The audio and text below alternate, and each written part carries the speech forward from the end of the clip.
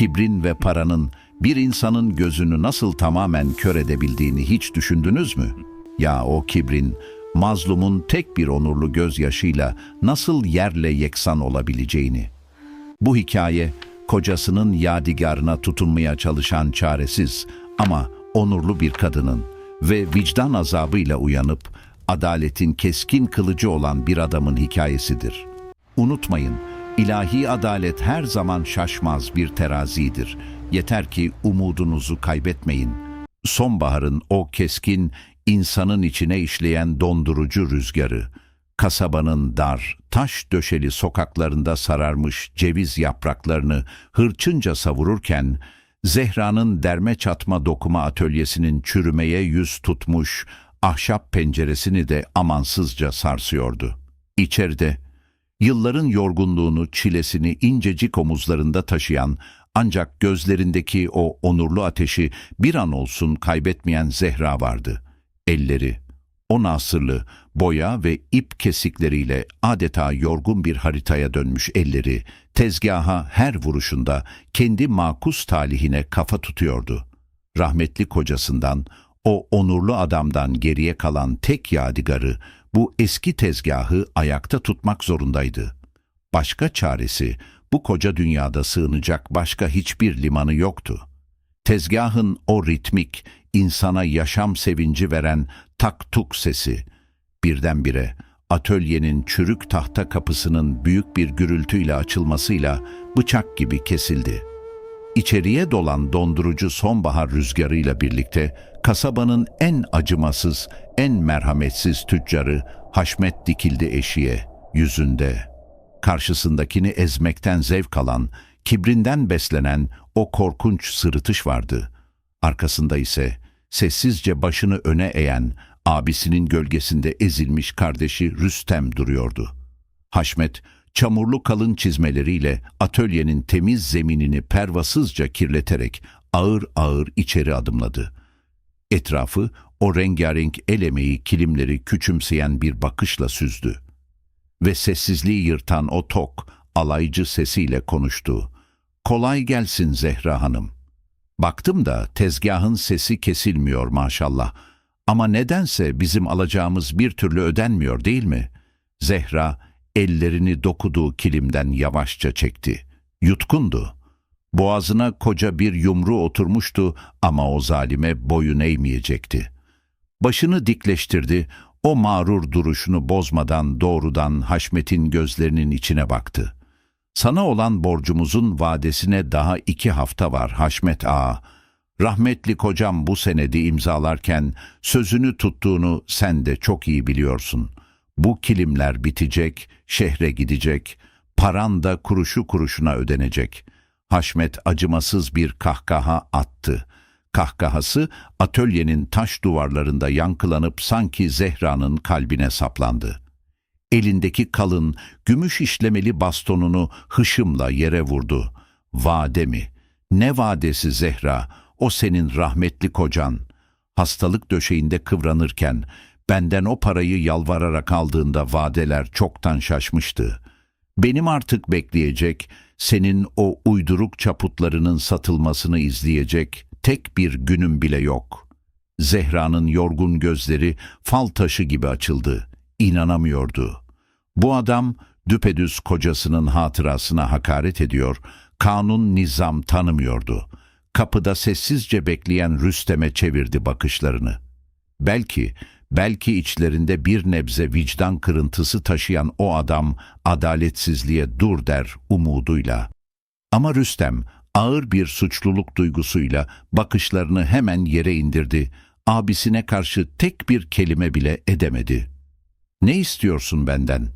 dedi Zehra. Sesi artık çaresizlik ve öfkeyle titriyordu.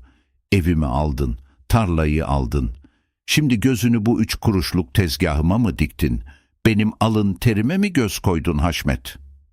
Haşmet bastonunu bu kez tezgahın üzerine, tam da Zehra'nın günlerdir göz nuru döktüğü kırmızı motifli kilimin üzerine sertçe bastırdı. Tezgah da, bu dükkan da, Hatta o dokuduğun çaputlar da yarın sabaha kadar benim olacak Zehra. Ya yarın sabah güneş doğmadan o masadaki parayı getirirsin. Ya da bu dükkana koca bir asma kilit vururum. Kendini de kapının önünde bulursun. Şimdi karar senin. Zehra tezgahın üzerine ezilen emeğine, sonra da Haşmet'in o acımasız yüzüne baktı. Dünya sanki başına yıkılıyordu. Bu dükkan sadece bir taş yığını değil, onun hayata tutunduğu son daldı. Haşmet, o tatmin olmuş pis sırıtışıyla arkasını dönüp dükkandan çıkarken, dondurucu sonbahar rüzgarı Zehra'nın gözyaşlarını kurutmak istercesine yüzüne çarpıyordu. Acaba yarın sabah her şeyin sonu mu olacaktı?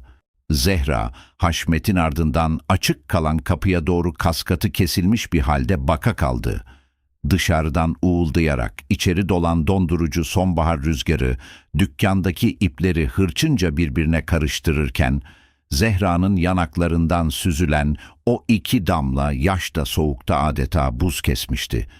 Kocasının yadigarı, hayata tutunduğu tek yer ellerinin arasından kayıp gidiyordu. Bir an için, sadece kısacık bir an için dizlerinin bağı çözüldü. Eski, her harekette acıyla gıcırdayan ahşap sandalyeye yığılır gibi oturdu. Yorgun gözleri, tezgahın üzerinde yarım kalmış, günlerdir ilmek ilmek dokuduğu kırmızı motifli kilime takıldı. Bu eşsiz motifleri, rahmetli kocasının ona hediye ettiği eski bir yazmadan esinlenerek büyük bir sevgiyle çizmişti. O an kocasının o şefkatli, insana dağ gibi güven veren gür sesi çınladı kulaklarında. Zehram, bu fani dünyada zalimin bitmek bilmez zulmü varsa, mazlumun da sığınacak kocaman, dev gibi bir çınarı vardır. Adalet er geç tecelli eder. Asla başını eğme, zalime fırsat verme. Bu sözler, karanlığın ortasında parlayan bir fener, görünmez kudretli bir el olup, Zehra'nın çökmüş omuzlarından sımsıkı tuttu ve onu yeniden ayağa kaldırdı. Gözyaşlarını o nasırlı ve iplerden kesik kesik olmuş ellerinin tersiyle sertçe sildi. Derin, titrek ama bir o kadar da kararlı bir nefes çekti ciğerlerine. Gecenin o ürkütücü karanlığı, kasabanın üzerine ağır bir karabasan gibi çökerken Zehra usulca uzanıp gaz lambasının o titrek sarı ışığını yaktı. Haşmet'in kilit vurmakla tehdit ettiği o eski derme çatma dükkan, o gece umudun, direnişin ve onurun en sarsılmaz kalesi olacaktı. Elleri tezgahın üzerinde her zamankinden daha hızlı, her zamankinden daha öfkeli ve inançlı bir ritimle hareket etmeye başladı. Tak tuk, tak tuk. Ahşap tezgahın o tok sesi, dışarıdaki sonbahar fırtınasının korkunç uğultusuna karışıyor. Adeta Haşmet'in kibrine kafa tutan görkemli bir isyan marşına dönüşüyordu. Parmakları kanasa da o kilimi sabaha kadar ne pahasına olursa olsun bitirecek. Sabahın ilk ışıklarıyla şehre giden o ilk posta arabasına yetiştirecekti. Aynı saatlerde kasabanın diğer ucundaki o gösterişli, sıcacık ve lüks konakta ise bambaşka, zifiri bir karanlık hüküm sürüyordu. Rüstem, şöminenin karşısındaki o geniş, yumuşak koltuğa derince gömülmüş, elindeki çay bardağını bacağı titreyerek, adeta kaskatı kesilmiş parmaklarıyla tutuyordu. Abisi Haşmet'in saatler önce o fakir dükkanda sergilediği gaddarlık, keskin, zehirli bir hançer gibi vicdanının tam ortasına saplanmıştı. Çünkü Rüstem omuzlarında çok ağır bir sır taşıyordu. Abisinin o senedin üzerindeki vade tarihini gece yarısı gizlice nasıl değiştirdiğini, Zehra'nın rahmetli kocasının imzasını nasıl korkunç bir hileyle erkene çektiğini kendi gözleriyle görmüştü. O gün susmuştu. Abisinin gölgesinde ezilen, sahte merhametine muhtaç olan zavallı bir korkak olduğu için dilini yutmuştu. Ama bugün Zehra'nın o zalimlik karşısındaki dimdik duruşu, o çaresizliğin en dibindeki onurlu parlayışı, Rüstem'in yıllardır derin bir uykuya yatırdığı, üzerini toprakla örttüğü vicdanını acımasızca tokatlayarak uyandırmıştı. Rüstem, şöminede çıtırdayarak yanan ateşin kızıl alevlerine dalıp giderken yutkunmakta zorlandı. Nefes alamıyordu. Hışımla ayağa kalktı, ağır, omuzlarına binen devasa suçluluk yüküyle pencereye doğru yanaştı. Karanlık, rüzgarlı ve soğuk kasaba sokaklarına bakarken, uzaktan, çok uzaklardan belli belirsiz parlayan o tek bir ışığı, Zehra'nın atölyesindeki cılız, titrek gaz lambasını gördü. O ışık bir umuttu. Yalnız bir kadının zalime karşı verdiği onur mücadelesinin en canlı kanıtıydı. Rüstem daha fazla dayanamadı. Kalın yün paltosunu aceleyle sırtına geçirdi. İçindeki boğucu azaptan, vicdan yangınından kaçmak istercesine kendini gecenin dondurucu sonbahar ayazına attı. Ayakları onu gecenin zifiri karanlığında o cılız ışığın inatla yandığı yoksul atölyeye doğru sürüklemeye başladı. Rüzgar korkunç bir sesle uğulduyor, kuruyan sonbahar yaprakları yüzüne birer acımasız kırbaç gibi iniyordu. Atölyenin köşesine vardığında nefes nefese durdu. Çürümeye yüz tutmuş ahşap pencerenin aralığından gizlice içeriye, o küçük dünyaya baktı. Zehra parmaklarından sızan incecik kan damlalarına zerre aldırmadan omuzlarına sıkıca sardığı eski, yıpranmış şalla dondurucu soğuğa direniyor. Hiç durmadan, hiç pes etmeden o kilimi dokumaya devam ediyordu. Yüzündeki o sarsılmaz, ilahi inanç, Rüstem'in dizlerinin bağını tamamen çözdü. Oracıkta o soğuk taş pencere kenarına çöküp kaldı. İçindeki o yıllanmış korkak adamla uyanan insan onuru arasında kimsenin görmediği ama kılıç seslerinin koptuğu amansız kanlı bir savaş başlamıştı. Sabah güneş doğduğunda yüzleşecekleri gerçek çok ağırdı. Ya Haşmet o dükkana devasa bir kilit vurup masum bir hayatı cehenneme çevirecekti. Ya da Rüstem yıllar süren sessizliğini bozup kendi geleceğini ateşe atmak pahasına çok büyük bir bedel ödeyecekti. Gecenin en kör, en soğuk saatinde gökyüzü zift karasından kurşuni bir griye dönmeye yüz tutmuşken, kasabanın üzerine çöken o yoğun, ıslak sis her şeyi görünmez bir örtü gibi sarmalamıştı. Zehra'nın atölyesinde gaz lambasının can çekişen cılız alevinin çıkardığı o hafif pıt pıt sesiyle dokuma tezgahının ritmik vuruşları adeta amansız bir zamana karşı yarışın kalp atışları gibiydi. Zehra'nın parmakları artık acıyı hissetmiyordu. Nasırlı derisi çatlamış, iplerin sürtünmesinden sızan kan kuruyup ipliklere karışmış, kilimin o göz alıcı kırmızı motiflerine adeta kendi canından bir parça mühürlemişti. Tam o sırada atölyenin dondurucu rüzgarla sarsılan kapısından, rüzgarın uğultusundan çok farklı, ürkek ve kesik kesik bir tıklama sesi yükseldi. Zehra elindeki ağır demir kirkit ile dona kaldı. Göğsü hızla inip kalkarken bakışlarını kapıya dikti.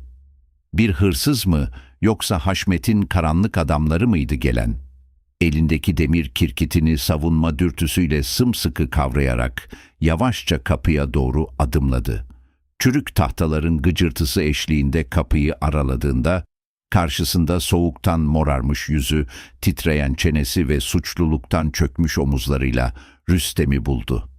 Paltosunun yakasını kaldırmış, gözlerini Zehra'dan kaçırmaya çalışarak adeta bir hayalet gibi eşikte duruyordu. Zehra öfkeyle karışık bir şaşkınlıkla kirkit tutan elini indirdi. "Ne işin var senin bu saatte burada Rüstem?" dedi.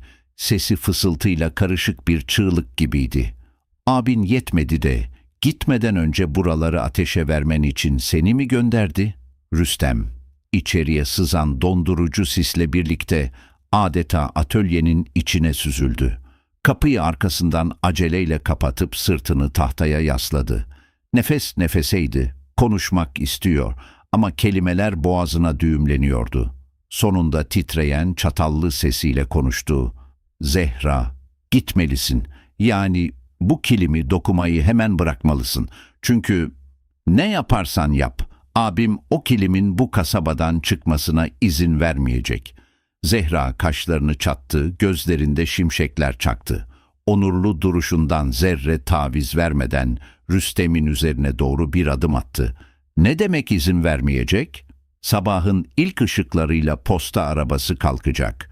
Bu kilim şehre varacak. Tüccar parasını bana elden teslim edecek. Haşmet Ağa'nın gücü devletin posta arabasına da mı yetiyor yoksa? Rüstem acı bir şekilde başını iki yana salladı. Gözlerinden süzülen bir damla yaş, yanağındaki derin kırışıklıkların arasından süzülüp döküldü. Yetiyor Zehra, yetiyor. Abim dün gece posta arabasının sürücüsü Hamdi'ye koca bir kese altın verdi. Hamdi sabah senin kilimini de, seni de o arabaya almayacak. Yükümüz çok ağır, yerimiz yok deyip seni ardında bırakacak. Sen burada çaresizce beklerken abim de adamlarıyla gelip bu kapıya o kilidi vuracak. Zehra duyduklarıyla adeta sarsıldı. Sırtı tezgahın ahşap gövdesine çarptı. Bu kadarı organize bir kötülüktü.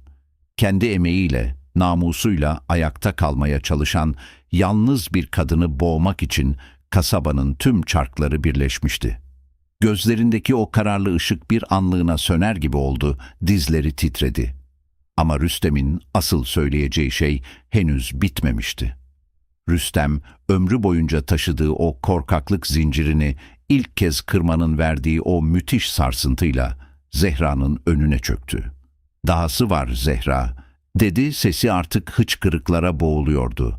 O senedin vadesi aslında bugün değil. Rahmetli kocanın imzaladığı kağıttaki tarihi abim kendi elleriyle tahrifat yaparak erkene çekti. Ben gördüm, kendi gözlerimle gördüm ve sustum, korktum ondan ama artık dayanamıyorum. Bu günah beni her gece cehennem ateşinde yakıyor. Zehra, duyduğu bu korkunç itirafla sarsılarak elindeki demir kirkiti yere düşürdü. Metalin taş zemine çarpıp çıkardığı o tiz, yankılı ses, atölyenin duvarlarında adeta adaletin çığlığı gibi patladı. Demek her şey koca bir yalandı. Rahmetli kocasının kemiklerini sızlatan, onu bu dondurucu sonbahar gecesinde ölesiye çalıştıran şey koca bir hileydi. Zehra, yerdeki Rüstem'e yukarıdan baktı. Gözlerinde artık çaresizlik değil, sarsılmaz, yıkılmaz bir öfke ve irade vardı. Madem bunu biliyordun Rüstem, madem vicdanın bu kadar sızlıyordu, neden şimdiye kadar sustun? Şimdi bana bunları söyleyip ne yapmamı bekliyorsun? Diz çöküp abinin ayaklarına kapanmamı mı? Rüstem başını kaldırdı. Gözlerindeki o pişmanlık ateşiyle Zehra'ya baktı. Hayır, teslim olma diye geldim. Posta arabası tek yol değil Zehra. Dağ yolundan kestirmeden şehre giden eski bir oduncu kamyonu var. Şoförü benim eski bir dostumdur. Abimin parası ona sökmez. Eğer bu kilimi yarım saate kadar bitirebilirsen, seni o kamyona ben bindireceğim. Abimin haberi olmadan o kilim şehre varacak. Ama bunu yaptığımı abim asla bilmemeli. Yoksa beni bu kasabada yaşatmaz. Zehra, pencereden dışarıya yavaş yavaş ağaran o puslu, dondurucu sonbahar sabahına baktı. Vakit daralıyordu. Güneş, tepelerin ardında kan kırmızı bir çizgi halinde yükselmek üzereydi. Haşmet'in buraya gelmesine, o paslı asma kilidi bu kapıya vurmasına çok az kalmıştı. Zehra derin bir nefes aldı. Yerdeki kirkiti sertçe kavrayıp tekrar tezgahın başına geçti. Rüstem'e bakmadan sadece tezgahın sesine odaklanarak konuştu. "Geç arkama Rüstem. Madem günahından arınmak istersin, o ipleri bana uzat. Bu kilim bu sabah o şehre gidecek. Ve o zalim kendi kazdığı kuyuda boğulacak." Tezgahın başında geçen o son yarım saat, Zehra için adeta bir ömre bedeldi. Parmaklarından akan kan, iplerin rengine çoktan karışmış, yorgunluktan sızlayan omuzları adeta taş kesilmişti. Ancak içindeki o mukaddes isyan ateşi ona insanüstü bir güç veriyordu. Rüstem, Az ötede sessizce duruyor, yıllarca sustuğu adaletsizliğin şimdi bir kadının nasırlı ellerinde nasıl onurlu bir direnişe dönüştüğünü yaşlı gözlerle izliyordu. Son ilmek. Zehra, kocasının yadigarı olan o eşsiz motifin son düğümünü büyük bir hınçla, titreyen elleriyle attı. 40 yıllık bir esaretten kurtulur gibi derin, kesik bir nefes verdi. "Bitti!" diye fısıldadı çatallı bir sesle. Demir kirkiti tezgahın üzerine yavaşça bıraktı. Rüstem vakit kaybetmeden öne atıldı.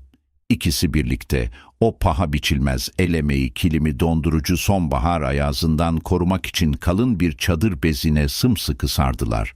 Dışarıda sis, kasabanın dar sokaklarını gri, yutucu bir canavar gibi esir almıştı. Güneş, uzaktaki karlı dağların ardında soluk bir kızıllıkla belirmeye başlarken, zaman artık bir kum saati gibi aleyhlerine işliyordu. "Arka kapıdan çıkmalıyız Zehra," dedi Rüstem, sesi tedirgindi. "Abimin adamları ana meydanda posta arabasının etrafında çoktan pusuya yatmıştır. Eğer bizi bu kilimle görürlerse şuracıkta canımızı alırlar da kimsenin ruhu duymaz." Zehra, yıllarını verdiği, acısıyla tatlısıyla kocasının hatırasını yaşattığı o derme çatma atölyesine son bir kez içi burkularak baktı. Titrek gaz lambasını üfleyerek söndürdü. Karanlığa gömülen o küçük oda sanki yaklaşan fırtınanın sessiz bir habercisiydi. Kilimi omuzlarına yüklendiler ve arka kapıdan ıslak sonbahar yapraklarının kapladığı o çamurlu patikaya doğru usulca süzüldüler. Rüzgar, çıplak ağaç dallarının arasından ürkütücü bir ıslık çalarak esiyor, ikilinin yüzüne jilet gibi çarpıyordu. Kasabanın uyuyan evlerinin arasından gölgelere saklanarak nefes nefese ilerlediler. Zehra'nın kalbi göğüs kafesini parçalayacakmış gibi atıyordu. Her köşe başında Haşmet'in o acımasız adamlarından biriyle karşılaşma korkusu iliklerine kadar işliyordu. Nihayet kasabanın çıkışındaki o dik, sarp orman yoluna ulaştıklarında sisin içinden devasa bir karaltı belirdi. Yılların yorgunluğunu taşıyan paslı ve eski bir oduncu kamyonu, motorundan homurtulu, boğuk sesler çıkararak onları bekliyordu. Kamyonun şoförü İlyas, kalın gocuklu, ak sakallı, yılların tecrübesini yüzündeki derin çizgilerde taşıyan eski bir dosttu. Rüstem, kilimi kamyonun kasasına özenle yerleştirirken İlyas'a döndü. "Can yoldaşım İlyas, bu emanet sana canımızdan öte teslimdir. Şehre, o büyük tüccara varana kadar durmak yok. Haşmet'in köpekleri peşinize düşerse..." İlyas, kara gözlerini kısarak gülümsedi. Belindeki kalın kuşağı düzeltti. "Sen hiç tasalanma Rüstem kardeş. Benim bu külüstür, o Haşmet'in yaldızlı arabalarını bu dağ yollarında toza boğar. O zalimin gücü benim mazlumun hakkını taşıyan tekerime yetmez." Zehra, kamyonun yüksek basamağına adımını atarken durakladı. Dönüp geride kalan Rüstem'e baktı. Rüstem gelmiyordu. Sen ne yapacaksın Rüstem?" diye sordu Zehra. Sesindeki o sertlik yerini şefkatli bir endişeye bırakmıştı. "Eğer o senedi değiştirdiğini bildiğini anlarsa Haşmet seni sağ bırakmaz. Kamyona bin, sen de gel bizimle." Rüstem acı acı tebessüm etti. Başını dikleştirdi, omuzlarındaki o yılların ezikliği ilk kez kaybolmuştu. "Ben ömrüm boyunca o kamyondan kaçtım Zehra. Ömrüm boyunca gölgelere saklandım ama artık değil. Abim sabah o atölyeye geldiğinde karşısında senin çaresizliğini değil, kendi kanından birinin, onurlu bir adamın isyanını bulacak. Kendi günahımla yüzleşme vaktim geldi. Sen git ve o kilimin parasını alıp adaleti sağla." Kamyonun ağır kapısı büyük bir gürültüyle kapandı. Eski motor, yeri göğü inleten bir kükremeyle çalışıp sisli, tehlikeli orman yoluna doğru ağır ağır tırmanışa geçerken, Rüstem, dondurucu sonbahar rüzgarının altında, kasabaya, kendi cehennemine doğru ağır ve kararlı adımlarla yürümeye başladı. Tam o sıralarda sabahın ilk ışıklarıyla birlikte Haşmet elinde devasa bir asma kilit ve ardında 3 adamıyla Zehra'nın atölyesinin kapısına dayanmıştı bile. O pis sırıtışıyla ahşap kapıyı tekmesiyle kırarak içeri daldı. Fakat içeride onu bekleyen tek şey devasa bir hiçlikti. Haşmet, ardına kadar kırıp döktüğü o derme çatma ahşap kapının eşiğinde, gördüğü manzara karşısında adeta buz kesmişti.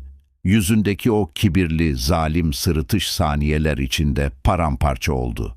Dükkanın ortasında sadece boş ve sessiz bir dokuma tezgahı duruyordu. Ne Zehra vardı ortalıkta, ne de günlerdir el koymanın hayaliyle yanıp tutuştuğu o paha biçilmez kırmızı motifli kilim. Dışarıdan uğuldayarak içeri dolan o dondurucu sonbahar rüzgarı, boş tezgahın iplerini titretiyor, adeta Haşmet'in mağlubiyetini yüzüne vurarak ıslık çalıyordu. "Nerede bu kadın?" diye kükredi Haşmet. Sesi öfkeden titreyerek atölyenin taş duvarlarında yankılandı. "Bulun onu, o kilimi de o kadını da bana getirin." Adamları şaşkınlık içinde sağa sola koşuştururken atölyenin açık kapısında sabahın o yoğun ve ıslak sisini yararak gelen yorgun bir silüet belirdi. Rüstem.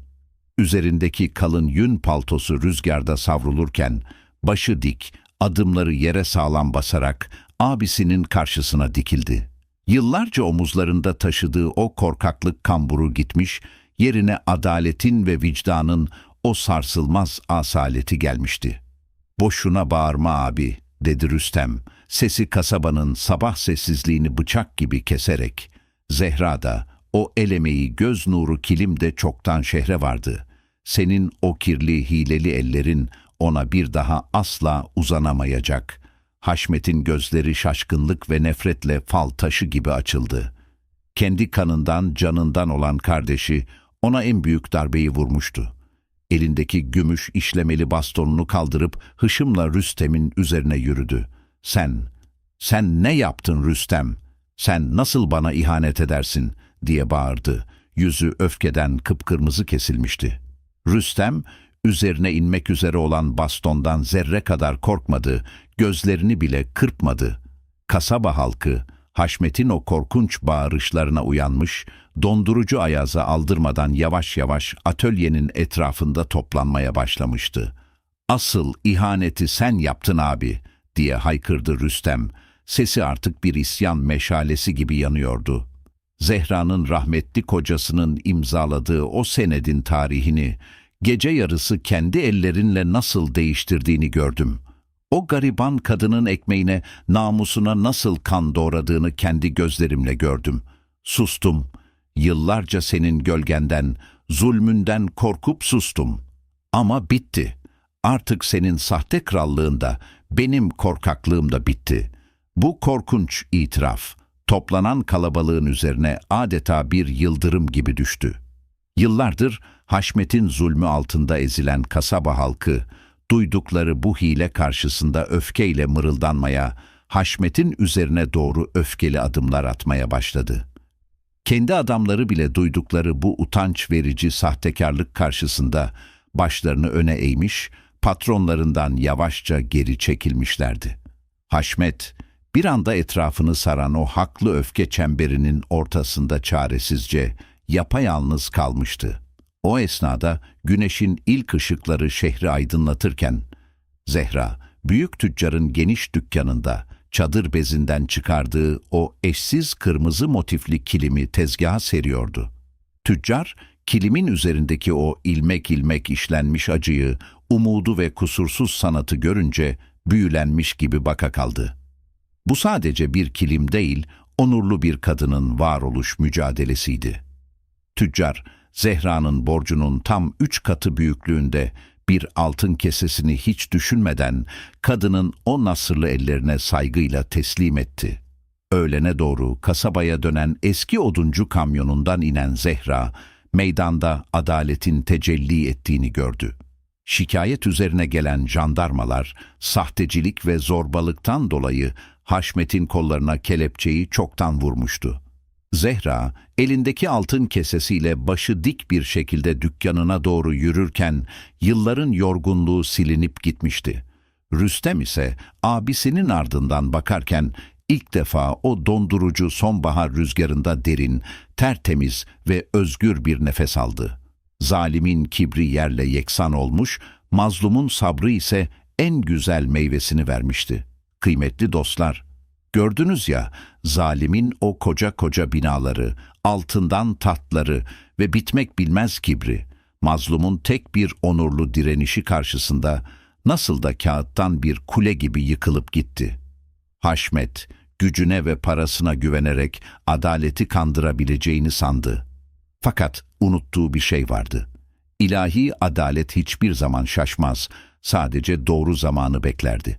İnsanın kendi vicdanı, susturulması en zor mahkemedir. Rüstem'in o uyanan vicdanı, korkunun zincirlerini kırarak adaletin en keskin kılıcı oldu. Unutmayın ki, gece ne kadar karanlık, kış ne kadar çetin olursa olsun, güneşin doğuşuna ve baharın gelişine asla engel olamaz. Emek, sabır ve onur her zaman galip gelir.